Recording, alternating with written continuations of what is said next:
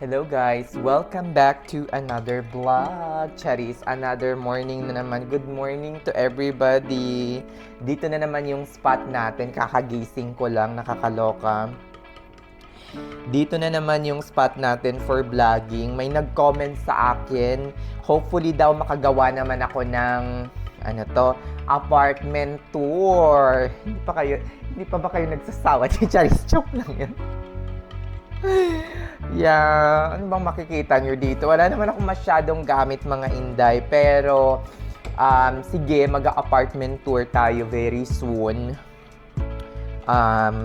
Kagaya ng ipinangako ko, sasabihin ko sa inyo kung magkano, kung saan ako kung saan ako naka-accommodate, or kung saan yung apartment ko.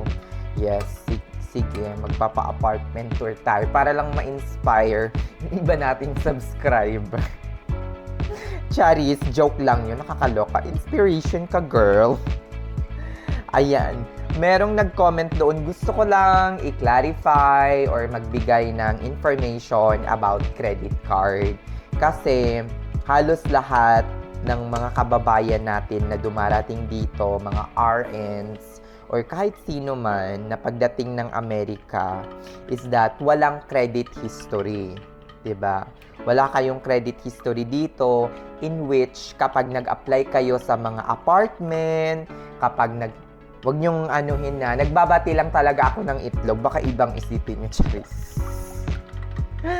Minimix ko lang. So, pagkarating dito, syempre, ang gagawin mo, mag-a-apply ka ng apartment, mag-a-apply ka ng loan or kung ano man, at ang kailangan credit history, di ba? So kung bago tayo dito sa Amerika, wala talaga tayong credit history, as in zero credit history kapag chinek tayo or credit check tayo. So itong information or video na to is for credit card. Kailangan mo ba pagkarating mo dito ng credit card agad-agad kapag gusto mong makabuild ng credit score? Ang sagot ay no. There is a lot of ways, mga inday, para makabuild ka ng credit score or credit history. Ang credit card ay isa lamang sa mga factors na nakakaapekto kapag kapag gusto mong mag-build ng credit history.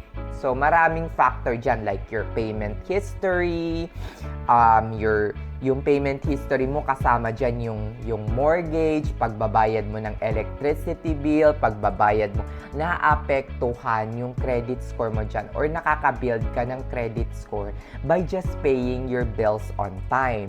Your rent, your mortgage, your electricity bill, your water bill, your phone bill, nakaka-build ka dyan ng credit history. So kapag wala kang late payment, definitely magiging great ang score mo sa payment history. So isa lang yan, madaming factors. Diba? Pero kung meron kung makaka-open ka ng credit card, mga inday, mas maganda din na maka-open ka ng credit card. Pero yun nga lang, ang disadvantage is that mahirap nang mag-open ng credit card, lalo na para sa mga bago. So kung meron kayong local credit union or kung may credit union yung bangko ninyo na pwede kayong maka-open ng credit card maski wala kayong credit history, yon, take advantage nyo yon, mga inday. Pero hindi kailangan agad-agad magkaroon kayo ng dapat magkaroon kayo ng credit card, kasi hindi lang naman yun yung batayan or yung factors para makabuild kayo ng credit history. Kasi ang credit history, sabi ko nga, very important sa pag-a-apply ng mga apartment, ganyan-ganyan. So, kahit naman mag-open kayo agad-agad ng credit card, hindi rin kayo agad-agad makaka-build ng credit history or a good credit score kapag by the time na nag-apply na kayo for apartment. Kasi for sure, mag-a-apply kayo for apartment after 2 months, ganyan. So, it will take like 3 to 4 months or 4 to 6 months in order for you to build a good credit score. Siguro after mga 6 months, mga ganyan. So, yun lang. Gusto ko lang i-clarify yung misconception na yun na parang kailangan mo ng credit card in order for you to build a good credit history or in order for you to start building your credit check or credit history kapag nandito ka na sa US. Hindi mo kailangang mag-open agad ng credit card. Huwag stressin ang sarili. Pangalawa, if for example, may nag-comment kasi napakahirap daw kumuha ng Discover. Well, compare sa mga sa mga ibang malalaking bangko like Chase, Bank of America, US Bank, ang Discover na po ang madaling kunan ng credit card kasi siya yung credit card na para sa mga starter or nagsisimula pa lang dito sa US. Ang hack lang sa Discover, mga Inday, dapat meron kayong kakilala dito sa US na magbibigay sa inyo ng referral link. Yung kunyari, meron na siyang credit card sa Discover, tapos bibigyan kanya ng referral na mag-open ng credit card sa Discover. Yun, mataas yung chance na ma-approve kayo for a Discover credit card. Okay? It's a good start. Pero kung wala kayong yung parang nag-apply lang kayo mag-isa like me, I was denied by Discover.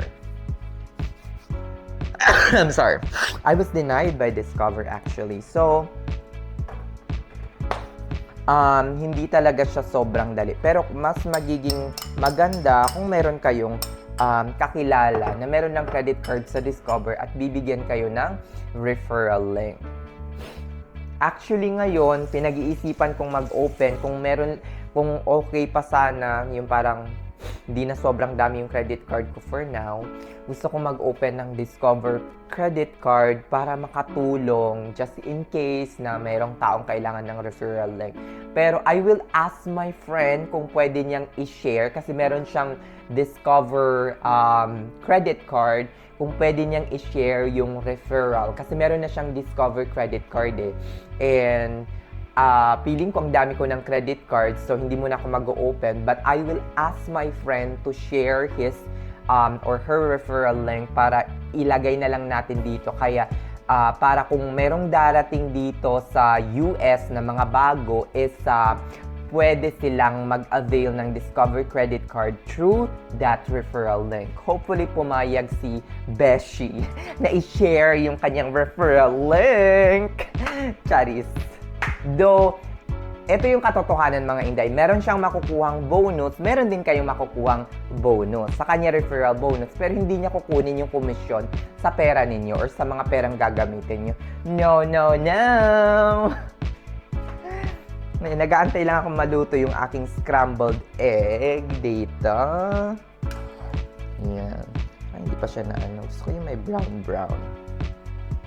Scrambled egg and chicken lang yung ating breakfast for today.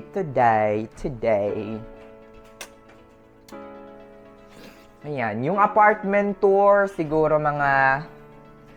hopefully later, magawa ko siya. Mga Inday. Ayan. Pakain na ako dito ng yogurt.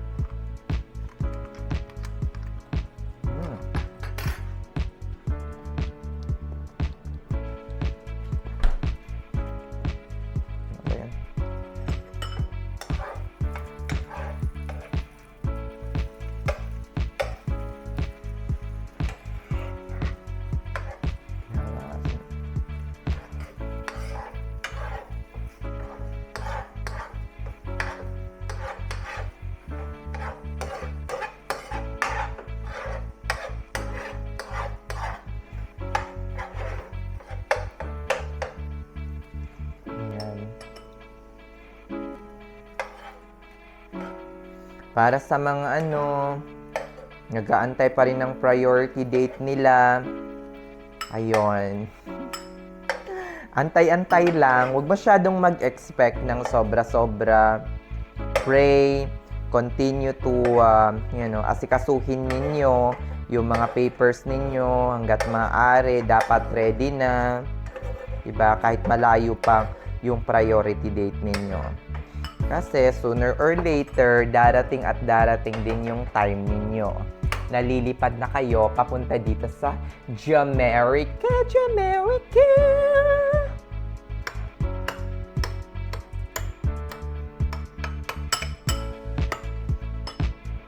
So, ayun mga inday, hindi mo talaga kailangan ng credit card para makapagsimula ka. Pero, mas maganda kung meron kang credit card. Kasi, kasama sa mga factor is credit.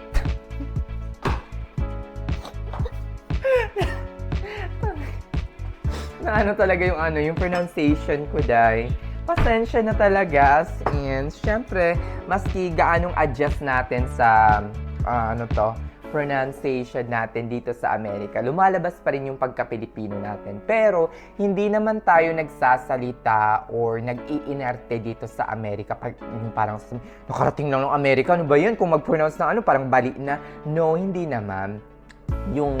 Ang sa akin is that as much as possible, tinatry kong i-pronounce yung mga English word ko in a neutral pronunciation. Hindi naman yung mga British accent or kung ano man. As much as possible, tinatry kong i-pronounce or tinatry ko na clear yung pronunciation ko, clear yung sentences ko, clear yung verbiage ko sa mga kano para maintindihan naman tayo. Hindi yung pag-iinarte. Pero sometimes lumalabas talaga yung pag-slip ng mga ilang mga letra sa bunganga ko, day. Charis. Lumalabas yung pagka-Filipino. Charis. Joke, baka mabash na naman ako dito. Nakakaloka. You are all free to bash. Charis.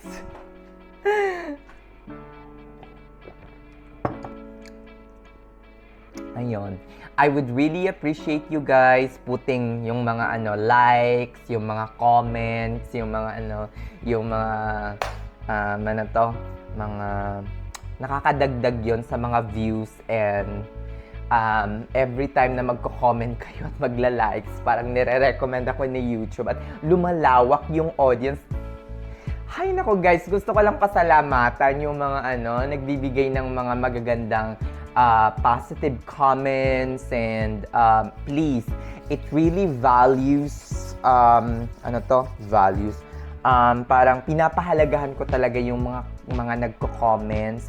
Hindi lang naman yun. Lahat kayong mga subscribers ko at lahat ng mga nanonood sa akin. Thank you so much sa mga magagandang comments na binibigay ninyo. As in, yun yung nagiging fuel or energy ko para ipagpatuloy itong emerald na vlog na to. Ayan. Na natin. YouTube. Asan na ba to? Comments that I have responded. Ayan, ang dami. Grabe. Magbabasa ako. Sabi nito, Santa, apartment tour naman dyan, Nurse Ken. Ay, by the way, pinalitan ko na pala back to Nurse Ken yung ko. Kasi, maski Ken ang nilagay ko. Kasi ang pangalan ko kasi dito, para hindi masyadong malito yung mga Amerikano. Parang hindi nila yung Can, parang from somewhere else. Ayoko nang banggit eh. Hindi nila So, pinalitan ko ng Ken kasi Ken yung parang screen name ko sa sa area ko dito. So, since marami pa ring tumatawag sa akin ng Nurse Can, so, yun, pinalitan ko na siya into Nurse Can. So, eto. Eto pa, ay, nakakaloka. I love the way you blog. Currently working here in Saudi. Nakaka-inspire ang vlog mo kasi walang halong keme. Ang galing mo. Oh my God, thank you so much. May mga ang alam ko lang na na subscriber ko dyan sa Saudi ay isa. Isa pa lang, in which na-meet ko na siya. Super bait. Tapos ito pa, mga inday. Parang nung napanood ko ito, gusto ko agad mag-US. Thanks for sharing. Yung paycheck, sahod, reveal, Pinoy nurse sa Amerika. Yes, well, sana hindi lang money, yung lahat naman tayo money pinunta dito. Actually, ito yung pinaka-biggest reason ng lahat. Pero sana, wag lang money yung maging dahilan nyo sa pagpunta sa Amerika. Pwede ding opportunity, pwedeng makakuha ng US citizen after 5 years, maging green card holder pagdating. Hindi lang puro pera. Hindi ko sinasabing wag niyong isipin yung pera as a driving force para pumunta kayo dito sa Amerika. No. Hindi ko sinasabi iyon. Pero sana mas marami kayong maging dahilan ng pagpunta dito sa Amerika. And sana ma-encourage ko pa kayo na pumunta dito sa Amerika at ma-experience kung ano man yung na-experience namin dito. Soon, I will travel in another state. So, abangan! Charis! Ayan, eto pa. I cried, super stressed and anxious ako bumalik sa bedside. Kayang-kaya mo yan, ma'am. As in, super duper. Maraming mga nurses dito ang kakabalik lang sa bedside. Kaya mo yan. 'Di ba? Nang bonggang-bongga. Just pray, and sabi ko nga, pag bumalik, tapos kung nag-bedside ka na before, kayang-kaya mo yan. Hindi mo yan, hindi ka masa-stress masyado. After 2 to 3 months or after even a month, naka-adjust ka na kung meron kang previous. Kung wala naman, it will take time, pero tiyagaan na lang. Mag-isa po ba kayo sa house dyan? Yes, mag-isa lang ako dito. Yung nakita niyong tumitingin ako na ganyan, ano yon? Laptop yun, Day. Always real talk talaga, singers. We appreciate. Thank you for this raw and heartwarming. Thank you so much. Ito siya, si ma'am, para naka-watch na to nung day 1 pa lang siguro ako dito sa Amerika. Nakita ko yung comment niya, yung pinaka-old comment niya sa akin. Thanks for sharing your thoughts. Tama lahat ng sinasabi mo. Real talk talaga. I enjoy watching you. Very light and informative as well. Thank you so much. I really appreciate your comments. Ayan. Hello, nurse ka. Nakakatuwa talaga, Day, panoorin ng vlog mo. Nakakahawa yung tawa mo. Also good to know, Day, na tausog. Yes, tausog po ako galing Jolo, Sulu. Ayan. Doon ako lumaki and I was raised there for like 27 or 28 years. Nag-abroad na ako for starting from 24 ba? Parang mga ganun. 24 years old after ko. Ay, may nag-request daw from ng isang bago ko makalimutan. He is requesting a vlog from the day I started my nursing career from BSN up until makarating ako dito sa Amerika. Hopefully magawa ko yon and makapagkwento ako tungkol sa life ko from BSN. Meron palang interesado sa mga ganong vlog. Cherries! O sige, bibigyan ko kayo ng detailed na para lang ma-inspire yung mga nagpa-process pa lang ng NCLEX, lalo yung nagpa-process pa lang ng NCLEX or yung parang nagsa-start pa lang mamulat. Ang gusto ko kasing ang purpose ng vlog na to, mga Inday, gusto ko yung parang maka-inspire, hindi lang ng mga papunta pa lang dito. Gusto kong maka-inspire ng mga student nurses pa lang or yung mga gusto pa lang maging isang nurse sa Pilipinas na maganda ang buhay ng isang nurse dito sa Amerika. Yun yung gusto kong ipa-feel, yun yung gusto kong makita ng lahat. So, hindi lang ito, ang vlog na to, ang purpose nito, hindi lang para ma-encourage yung mga nakapasa na ng NCLEX, hindi lang para ma-encourage yung mga papunta pa lang dito. Gusto ko yung wala pang NCLEX, yung kunyari BSN or RN pa lang sila sa Pilipinas.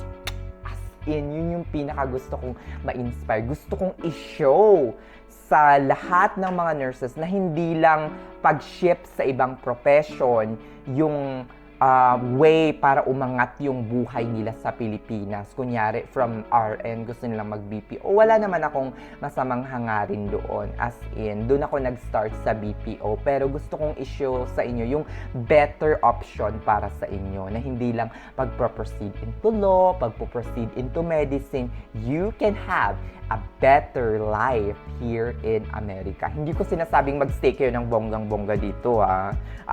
I myself, ayokong tumanda dito sa Amerika. For now, yun yung mentality ko. Why, malay mo ma-change at maghanap ako dito ng apam. Charis! Diba? Malay nyo, may magkagusto sa akin dito, day. Okay, sana all haya-hayang buhay. Sometimes hayahay talaga ang buhay ko. EUD, Pinay Nurse, Boys America.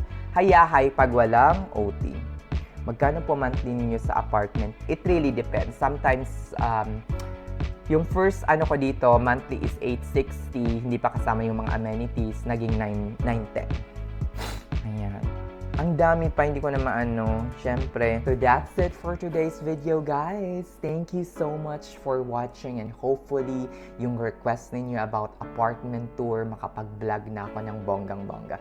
Thank you so much. Bye and have a nice day. Bye-bye.